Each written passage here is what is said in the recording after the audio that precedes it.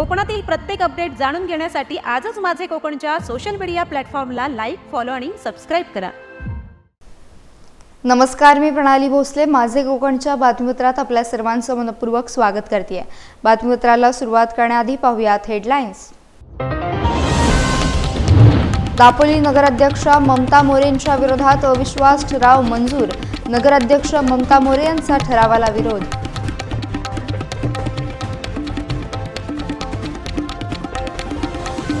अडाळी MIDCत 500 उद्योग आणणार, 1 लाख रोजगार देण्याचा प्रयत्न. खासदार नारायण राणे यांनी व्यक्त केला विश्वास.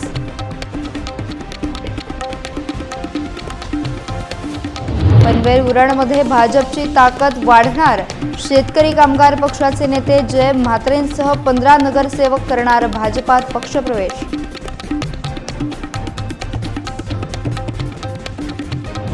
आणि रोह्याच्या मुख्य रस्त्याला नाल्याचं स्वरूप.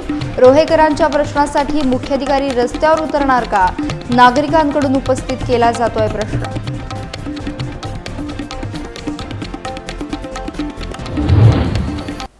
दापोली नगरपंचायतच्या नगराध्यक्ष ममता मोरे यांच्या विरोधात मंजूर झालेल्या ठरावाला त्यांनी विरोध केलाय.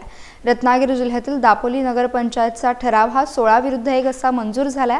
नगराध्यक्ष ममता मोरे यांच्या विरोधात महायुतीच्या घटक पक्षांनी मतदान केल्यानं हा अविश्वास ठराव 16-1 असा मंजूर झाला आहे. या अविश्वास ठरावाच्या विरोधात नगराध्यक्ष ममता मोरे या मुंबई हायकोर्टात याचिका दाखल करणार असून त्यामुळे ममता मोरे यांना दिलासा मिळतो की त्यांना पायउतार व्हावं लागेल. पुढील निर्णय यावर अवलंबून आहे.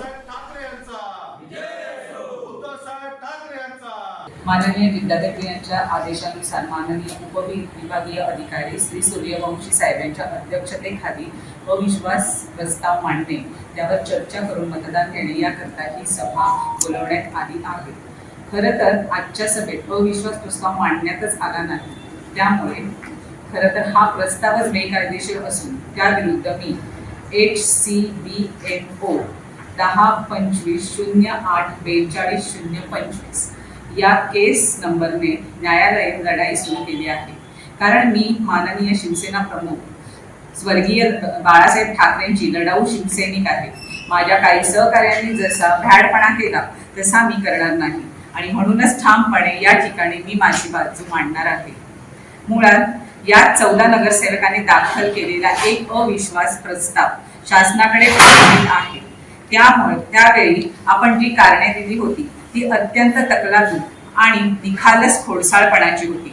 म्हणूनच शासनाकडून माझ्यावर कोणत्याही प्रकारची कारवाई झालेली मुदतीत झाली नाही. कारण एकही तक्रार त्यावेळी तुम्हाला सिद्ध करता आली नाही आणि म्हणूनच केवळ माझ्यासाठी महाराष्ट्र शासनाच्या नगरविकास खात्याला अध्यादेश काढावा लागला आणि त्यामुळे आजची संधी तुम्हाला मिळाली. परंतु एकाच कारणासाठी 2 वेगवेगळ्या तरतुदींचा आधार घेता येतो का? आणि पहिलं प्रकरण प्रलंबित असताना 6 महिन्याच्या आत दुसरा अविश्वास आणता येतो का? असा सवाल मी आजच्या सभेच्या अध्यक्षांना विचारत आहे. दापोली नगरपंचायतच्या नगराध्यक्षा ममता मोरे यांच्यावर दापोली नगरपंचायतचे नगरसेवक यांनी बहुमताच्या जोरावर अविश्वास ठराव जिल्हाधिकारी कार्यालयात दाखल केला होता.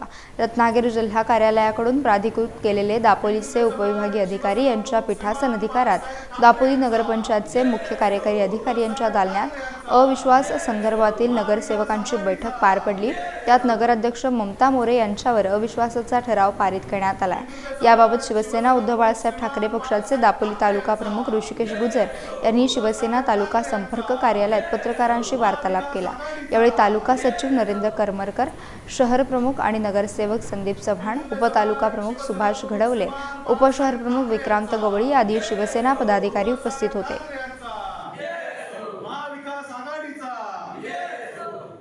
दापोलीच्या नगराध्यक्षा ममताताई मोरे यांच्यावरती आज अविश्वास ठराव मंजूर करण्यात आला. आमचा आरोप आहे की आजचा अविश्वास ठराव जो आज मंजूर झालाय तो संपूर्णतः बेकायदेशीर आहे. कारण नगराध्यक्षा मॅडम वरती यापूर्वीच एक अविश्वास ठराव या ठिकाणी सादर करण्यात आला होता, परंतु त्यांच्यावरती अविश्वास ठराव त्या ठिकाणी मंजूर करता येणार नाही. कारण त्यांनी जे कामकाज केले ते अतिशय स्वच्छ, त्याचबरोबर दापोलीकरांना विश्वासात घेऊन आणि पारदर्शक पद्धतीने केले असल्या कारणानं कोणतेही कारण असं नाही की दापोलीच्या नगराध्यक्षांवरती अविश्वास ठराव आणू शकतो. म्हणून मॅडमना एका महिला नगराध्यक्षाला कुठल्याही परिस्थितीत खुर्चीवरून उतरवायचं म्हणून महाराष्ट्र शासनाने नवीन कायदा केला आणि दापोलीची महिला नगराध्यक्ष कशी पदावर उतरवता येईल याच्यासाठी केविळमाणा प्रयत्न हा महाराष्ट्रात केला गेलेला आपल्याला पाहायला मिळतो आणि त्याचीच प्रचिती म्हणून दापोली नगरपंचायतनी 2 तारखेला हा अविश्वास ठराव त्या ठिकाणी आणलेला. कारण ज्या सदस्यांनी अविश्वास ठराव 25 तारखेला कलेक्टरांकडे सादर केलेला त्या कायद्यामध्ये अशी तरतूद आहे की 25 तारखेला सादर झाल्यानंतर सादर केलेल्या दिवसानंतर 10 दिवसामध्ये हा अविश्वास ठरावाची प्रोसेस संपूर्ण पूर्ण करायची असते. परंतु शासन त्या 10 दिवसामध्ये ही प्रोसेस पूर्ण करू शकलं नाही कारण त्यांच्याकडे कोणतेही सबळ कारण ठोस पुरावा नाही आणि म्हणून 11वा दिवस आला आणि आता ही प्रोसेस पूर्ण करावी लागली. त्याच्यामुळे संपूर्ण ही जी काही अविश्वासाची प्रक्रिया आहे ही बेकायदेशीर आहे. एका महिला नगराध्यक्षाला पदावरून अशा पद्धतीने उतरवण्याचं महाराष्ट्रातलं एकमेव उदाहरण आहे. सत्तेसाठी शासनकर्ते किती खालच्या पातळीवर जाऊ शकतात त्याचं मूर्तिमंत उदाहरण हे दापोली शहरामध्ये दापोली नगरपंचायतमध्ये संपूर्ण महाराष्ट्रातील या ठिकाणी पाहायला मिळालं. शेतकरी कामगार पक्ष आणि महाविकास आघाडीवर नाराज असलेले जयंत म्हात्रे यांनी आता भाजपमध्ये जाण्याचा अधिकृत निर्णय घेतला असून 7 मे रोजी उल्वेनोड येथे होणाऱ्या कार्यक्रमात ते पक्षप्रवेश करणार आहेत. हा कार्यक्रम स्वर्गीय जनार्दन भगत यांच्या पुण्यतिथीनिमित्त आयोजित करण्यात आला आहे. यावेळी माजी मंत्री आणि भाजप प्रदेश कार्याध्यक्ष रवींद्र चव्हाण यांच्या उपस्थितीत म्हात्रे आपल्या शेकडो समर्थकांसह भाजपमध्ये प्रवेश करतील. या पक्षप्रवेशाआधी म्हात्रे यांनी लोकनेते रामशेठ ठाकूर यांची त्यांच्या निवासस्थानी जाऊन भेट घेतली आणि त्यांच्याकडून हिरवा कंदील मिळाल्यावर हा निर्णय घेतल्याचं समजतं. या पक्षप्रवेश सोहळ्यात जयंत म्हात्रेंबरोबर अनेक माजी नगरसेवक, पदाधिकारी आणि कार्यकर्ते देखील भाजपमध्ये प्रवेश करणार आहेत. मी पक्ष प्रवेशाला जात असताना माझ्यासोबत पनवेल, उरण आणि खालापूरची विशेषतः महानगरपालिका, नगरपालिका याचे जे सध्या असलेले नगरसेवक ते तुम्हाला दिसतीलच. त्याच्यासोबत जिल्हा परिषद सदस्यसुद्धा आपल्यासोबत दिसतील, माझ्यासोबत दिसतील, पंचायत समितीचे सदस्य दिसतील, सरपंच दिसतील, अनेक ग्रामपंचायत सदस्य दिसतील, विविध संस्थांचे पदाधिकारी अध्यक्षसुद्धा आपल्याला दिसतील आणि माझ्यासोबत जे असतील ज्येष्ठ श्रेष्ठ मंडळी ती सुद्धा त्या दिवशी आपल्याला पक्षप्रवेशाच्या वेळी दिसते. एक गोष्ट आपल्याला सांगतो, निश्चित दुःख होतो सर्व मंडळीला सोडून जाताना, पण हे जात असताना सत्तेच्या प्रवाहामागं जाण्याचा हेतू एकच आहे का जनतेची कामं होणं फार गरजेचं आहे. का शेवटी जनता मोठी आहे. जयंत म्हात्रे एकटा काय मोठा नाही, त्याच्या स्वार्थाकरता जात नाही, पण जनतेच्या प्रश्नांकरता आम्हाला हा पक्ष प्रवेश करावा लागतो. 7 मे रोजी संध्याकाळी 5 वाजता भाजपमध्ये सन्माननीय जयंत म्हात्रे साहेब यांच्या नेतृत्वाखाली आम्ही सगळी मंडळी म्हणजे नगरसेवक असतील, त्याच्यात सरपंच असतील, ग्रामपंचायत सदस्य असतील, नंतर अजून जिल्हा परिषद मेंबर असतील किंवा पंचायत समिती मेंबर असतील, हे सगळे आजी माजी सगळे पदाधिकारी, पक्षाचे पदाधिकारी, विविध अजून पक्षाचे पदाधिकारी हे देखील बाबांसोबत प्रवेश करणार. का भाजपमध्ये जावंसं? भाजपमध्ये आज तुम्ही बघितलं, कालच पत्रकार परिषद घेतली बाबांनी, त्यावेळी आम्ही कोणी नव्हतो. बाबांनी मन मोकळ्या त्यांच्याशी गप्पा मारल्या 1.5 तास आणि त्याच्यानंतर त्यांनी सांगितलं की मी माझ्या कार्यकर्त्यांना विचारेन आणि डिसिजन तुम्हाला उद्या सांगेन. तो आजचा दिवस कार्यकर्त्यांची चर्चा केली, 1-2 सोडले तर म्हणजे 99% लोक हे भाजपचंच नाव घेत होतं आणि त्याच्यामुळे बाबांनी सांगितलं की जे आहे की बाबा आपण कार्यकर्त्यांसाठी चाललो आहे. उद्या काय आता माझी निवडणूक उद्या नाही आहे, तर जे आपल्यावर विश्वास ठेवून येणार आहेत किंवा जे कार्यकर्ते टिकवण्याची जी आमची सिस्टम होती त्या कार्यकर्त्यांना टिकवण्यासाठी हा निर्णय बाबांनी घेतला. रायगड जिल्ह्यातील रोहा शहरात रोह्यातील मुख्य रस्त्यांना नाल्याचं स्वरूप प्राप्त झाल्याचं पाहायला मिळत आहे. गेल्या 15 दिवसांपासून रस्त्यामधील भुयारी गटारांमधून पाणी लीक होऊन हे पाणी मुख्य रस्त्यावर वाहत आहे. यामुळे रोहेकर नागरिकांना मोठा त्रास सहन करावा लागतोय. रोह्यामध्ये भुयारी गटार योजना राबवण्यात येणार होती, परंतु ही योजना कुठेतरी निकामी पडली की काय असा प्रश्न उपस्थित होतोय. खासदार सुनील तटकरे यांनी गेल्या महिन्यात 3 वेळा रोहा नगरपालिका येथे बैठक घेत अधिकाऱ्यांना रोह्यातील अनेक प्रश्न सोडवण्याच्या सूचना आधीच दिल्या होत्या, परंतु यावर अजूनही कोणतीही कारवाई न झाल्यानं खासदार तटकरेंच्या आदेशाला रोहा सार्वजनिक बांधकाम विभाग आणि रोहा नगरपालिका यांच्या अधिकाऱ्यांनी केराची टोपली दाखवल्याचं पाहायला मिळत आहे. काही दिवसांपूर्वी रोहा नगरपालिकेच्या एका कर्मचाऱ्याला मारहाण झाली. त्यावेळी नगरपालिका कर्मचारी आणि मुख्याधिकाऱ्यांनी संप पुकारून रस्त्यावर उतरल्याचं पाहायला मिळालं। त्याचप्रमाणे आता नागरिकांचे प्रश्न सोडवण्यासाठी मुख्याधिकारी स्वतः रस्त्यावर उतरणार का, असा प्रश्न नागरिक विचारतात। आपल्यासोबत काही नागरिक आहेत, ज्येष्ठ नागरिक आहेत। आपल्याला काय वाटतं, काय आपली समस्या आणि आपण रोहा नगरपालिकेला काय आव्हान करतो? अरे रोहा नगरपालिकेला एवढं समजत नाही, 8-15 दिवस झाले पाणी नुसतं वाहत आहे। ते लेडीज लोक येतात जातात, त्यांच्या अंगावर पाणी उडते, गाडीने पाणी किती उडतंय अंगावर आणि पाणी किती वेस्ट जातो। तर ते नगरपालिकेने ताबडतोब काहीतरी विलास केला पाहिजे। असा काय हा नुसता पाणी जातच राहतं नुसतं, पण जाऊ दे पाणी जाऊ दे, पण पाण्याचा तो बंदोबस्त तर केला पाहिजे। नागरिकांचे किती हाल होतात किती नाही ते बघत नाहीत, काय नाही, नुसतं आपलं जाता येतं आपलं पाणी ओढते जाते आणि ट्रॅफिक किती जाम होते इथे। त्या दमकाडी नाका म्हणजे मेन नाका आहे, त्याच्यामुळं नाक्यावर ते पाणी साचणं हा बरोबर नाही आहे। पण त्याच्यासाठी नगरपालिकेने थोडंसं लक्ष द्यावं हीच आमची विनंती आहे। धन्यवाद काका। त्याचप्रमाणे काही युवा सुद्धा आपल्यासोबत आहेत, त्यांना सुद्धा विचारूया की हे सुद्धा आहेच, परंतु जे साईडचे गटर आहेत, आज पावसाळा जवळ आलाय परंतु अजूनही कुठल्या प्रकारे गटाराची किंवा याची कामं अजूनपर्यंत सुरू झाली नाही, तुम्ही काय आवाहन करा? माझे रोहा नगरपालिका एवढंच आव्हान आहे, आता पावसाला तोंडावरती आलेला आहे, त्यामुळे लवकरात लवकर गटाराची कामं मी तातडीने पूर्ण करावी। आणि हे जे पाणी लिकेज आहे इथे त्यांचं गेले 8-10 दिवस इथे हेच चालू आहे की पाणी येते पाणी उडतंय, माझी लहान मुलं जात आहेत, महिला जात आहेत, त्यांच्या अंगावरती पाणी उडलं वादविवाद होत आहेत। हे चुकी कोणाची आहे? पूर्णपणे नगरपालिकेची आहे की संबंधित प्रशासनाची आहे? लवकरात लवकर ह्याचं विलय म्हणजे योग्य तो हे करून टाकावं, काम करून टाकावं एवढंच वाटतं। आपल्यासोबत आणखी काही नागरिक आहेत, युवा आहेत, आपण त्यांना विचारूया काय सांगाल, एकंदरीत काय समस्या आहे? रोहा कोलाड रोडला हा रहदारीचा रस्ता आहे। रहदारीच्या रस्त्यावर जो नगरपालिकेच्या माध्यमातून अंडर गटार लाईनचं काम झालेलं आहे, हा नुकताच काम झालेला आहे आणि काम 2-3 महिन्यापूर्वी झालेलं असतानाही त्या ठिकाणी आताही तुम्ही पाहाल का येणाऱ्या जाणाऱ्या गाड्यांच्या वाहनांचे चाकं जाऊन पायाने चालत जाणाऱ्या लोकांवर तो पाणी उडत असतो आणि पूर्ण त्या योजनेचा कित्येक तरी कोटीची ती योजना आहे आणि त्या योजनेचा बोजारा उडाल्यासारखा तुम्हाला पाहायला मिळेल। यावर संबंधित अधिकाऱ्यांनी त्वरित लक्ष द्यावा आणि होणारी नागरिकांची गैरसोय दूर करावी अशी मी विनंती करेन।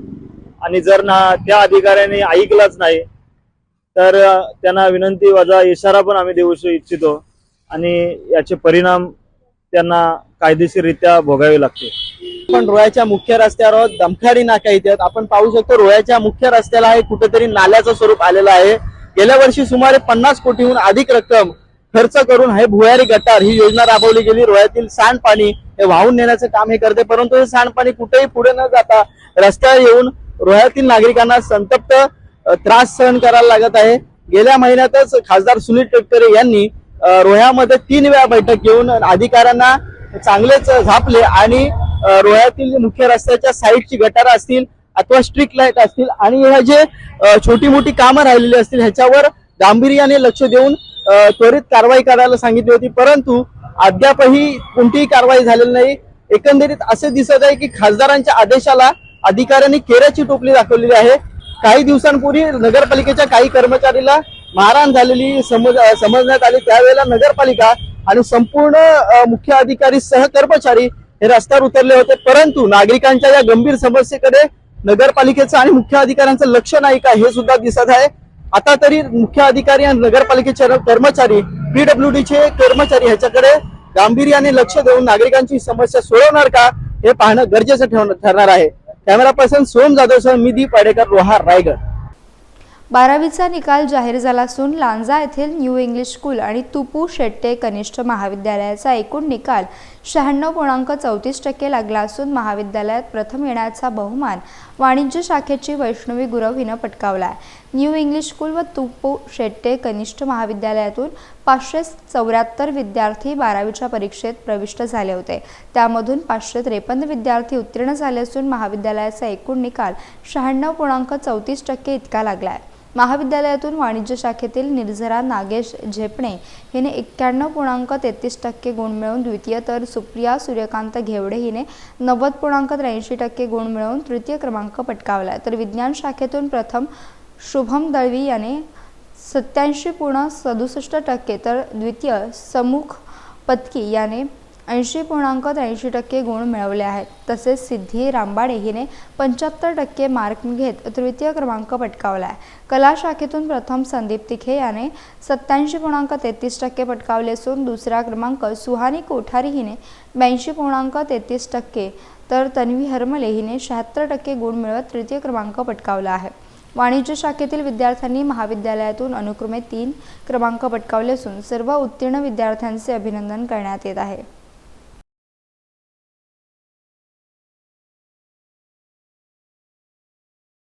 माझे नाव वैष्णवी केशव गुरव. आज HSC बोर्डाचा निकाल लागलेला असून मला फार आनंद होत आहे, कारण त्यामध्ये माझा प्रथम क्रमांक आलेला आहे. मला 93.17% पडले आहेत. या यशामध्ये माझे वर्ग शिक्षक आणि माझे पालकांनी मला मोलाचे सहकार्य केले आहे. पुढील भविष्यातही मी असे यश संपादन करेन अशी माझी आशा आहे. आज HSC बोर्डाचा ऑनलाईन निकाल घोषित झालेला आहे. आमच्या कनिष्ठ महाविद्यालयामधून एकूण 574 विद्यार्थी प्रविष्ट झाले होते. त्यापैकी 553 विद्यार्थी यशस्वी झालेली आहेत. या 553 विद्यार्थ्यांमधून प्रथम 3 क्रमांक मिळवणारे विद्यार्थी असे आहेत. प्रथम क्रमांक कुमारी गुरव वैष्णवी केशव, द्वितीय क्रमांक झेपणे निर्झरा नागेश, तृतीय क्रमांक घेवडे सुप्रिया सूर्यकांत. या तिन्ही विद्यार्थ्यांचे आणि सोबत सर्व विद्यार्थी जे गुणवंत ठरलेली आहेत यांचे प्रशालेतर्फे, संस्थेतर्फे, शिक्षक शिक्षकेतर कर्मचारी यांच्यातर्फे हार्दिक अभिनंदन आणि पुढील वाटचालीसाठी त्यांना हार्दिक शुभेच्छा. रायगड जिल्ह्यातील रोहा तालुक्यातील खारापट्टी येथे जिल्ह्यातील अल्प कालावधीत नावारूपाला आलेल्या RRR प्रस्तुत सुनहरी यादे म्युझिकल ट्रॅक शो ऑर्केस्ट्रा कार्यक्रमाचं आयोजन करण्यात आलं होतं. या कार्यक्रमाला प्रेक्षकांकडून उत्स्फूर्त प्रतिसाद लाभला आहे. याप्रसंगी खारपाटी गावातील पदयात्रा अध्यक्ष राहुल पोकळे, सचिन नाईक, रुपेश पोकळे यांच्या समवेत भाटे सार्वजनिक वाचनालयाचे अध्यक्ष किशोर तावडे, राजेश देशमुख, सामाजिक कार्यकर्ते सचिन साळुंखे, राजू चव्हाण आदी उपस्थित होते. ऑर्केस्ट्रामधील गायक आणि कलाकार रफिक नाटुसकर, महेंद्र खेरटकर, रामदास साजेकर, रचना पाटणकर, मुबशीर दाखवे, सुप्रसिद्ध कॉमेडियन समीर पाटील, अँकर प्रवीण धाडसे आणि प्रणय पाटील यांनी गीत गायन व कॉमेडी करून या बहारदार कार्यक्रमाला रंगत आणून प्रेक्षकांना मंत्रमुग्ध केला. या कार्यक्रमात हिंदी मराठी गीतांचा प्रेक्षकांनी आनंद लुटला.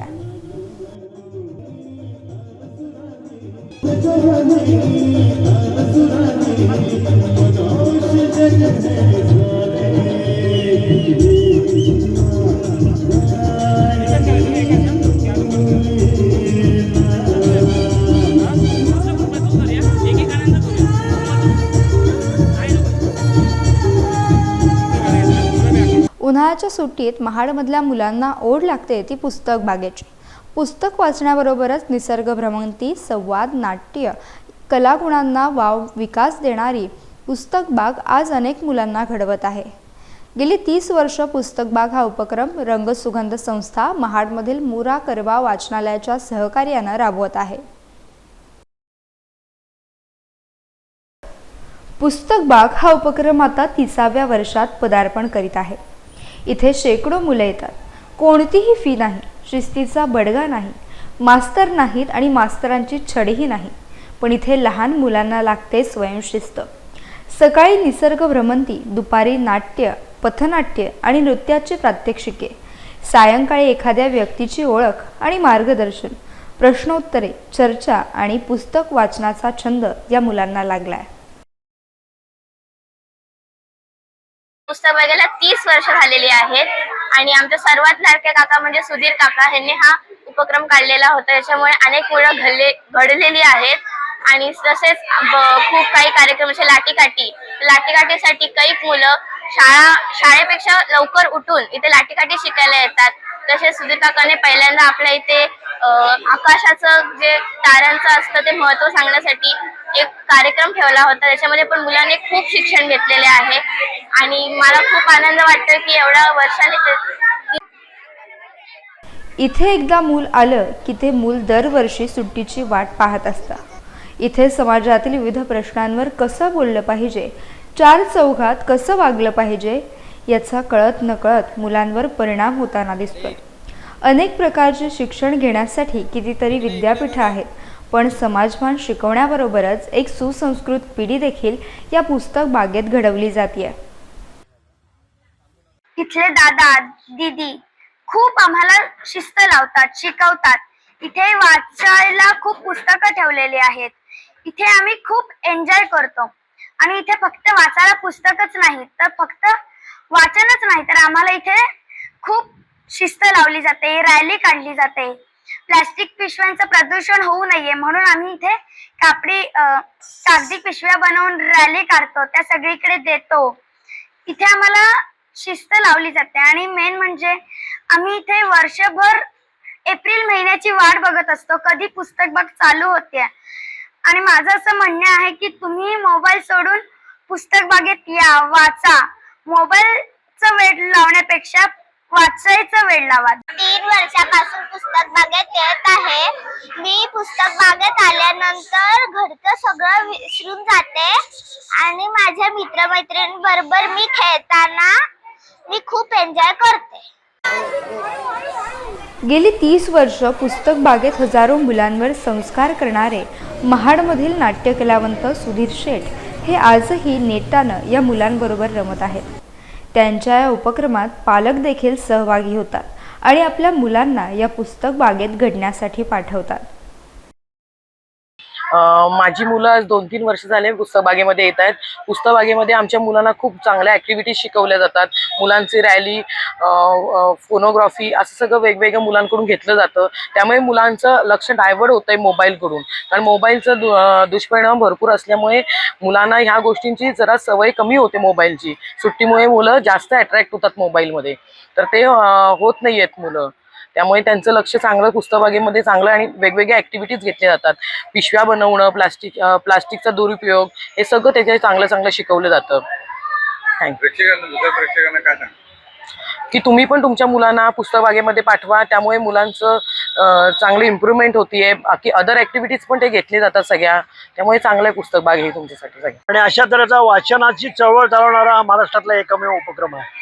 या वर्षापासून उपक्रमाचं थोडंसं स्वरूप आम्ही बदललं आहे की आधुनिकतेकडे हा उपक्रम सरकतोय. गेल्या 2 दिवसापूर्वीच आपण मुलांना खगोल अभ्यासक आले होते चिपळूणचे आणि त्यांच्यामार्फत आपण मुलांना आकाश दर्शनाचा कार्यक्रम केला. स्लाईड शो यावर्षी आपण दाखवतोय. मुलांना चांगले महत्त्वाचे आवडीचे चित्रपट जे आहेत जे मुलांनी बघितले पाहिजेत तर ते देखील या वर्षापासून आपण LED आणलेले, आधुनिकतेची आणलेली आहे आणि मुलांसाठी विविध स्पर्धांचं आयोजन केलेलं आहे.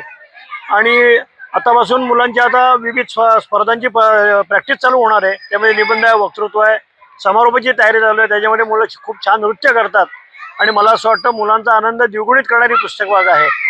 पालक देखील या पुस्तकबागेची वाट बघत असतात. यावर्षी परीक्षा उशिरा झाल्यामुळे पुस्तकबाग उशिरा चालू करावी लागली, पण उशिरा चालू करायची मुलं ती चातकासारखी वाट पाहत असतात. आणि अजूनही तसा प्रतिसाद आहे. सकाळच्या सत्रात ऊन असल्यामुळे थोडी मुलं कमी येतात, पण संध्याकाळी ही संख्या 200च्या वरती जाते आणि हे स्मारक कमी पडतं. महाडच्या मध्यवर्ती ठिकाणी असणाऱ्या हुतात्मा स्मारकामध्ये हुतात्म्याला वंदन करून ही नवीन पिढी घडवण्याचं काम रंगसुगंध सातत्याने करत आहे आणि आपल्यासारख्यांच्या माध्यमातून जनमानसापर्यंत उपक्रम जातोय. मराठीच्या पुढे होणार काय? मराठी भाषेला अभिजात भाषेचा दर्जा मिळालाय. यापुढे पुस्तकं कोण वाचणार? तर त्याला सकारात्मक उत्तर माझं सगळ्यांना सांगणं आहे की तुम्ही पुस्तक बागेत या, त्या सगळ्या प्रश्नांची उत्तरं तुम्हाला मिळतील. प्रत्येक शहरात अशा प्रकारच्या काही संस्था नित्यनियमानं सुट्टी पडली की मुलांसाठी धडपडत असतात, तर दुसरीकडे समर कॅम्पच्या नावाखाली भपकेबाज शो देखील सुरू असतो. आपले मूल समाजासाठी घडावे अशी इच्छा असलेले पालक मात्र अशा पुस्तक बागेची वाट सांगतात. हेच खरं तर नव्या भारताचे आशावादी चित्र आहे असे म्हटलं तर वावगे ठरणार नाही. माझे कोकणसाठी उदय सावंत, महाड, रायगड. यासह बातमीपत्रात वेळ झाली. इथेच थांबण्याची. भेटूयात नवीन बातमीपत्रासह. तोपर्यंत तुम्ही कुठेही जाऊ नका. पाहत रहा फक्त माझे कोकण.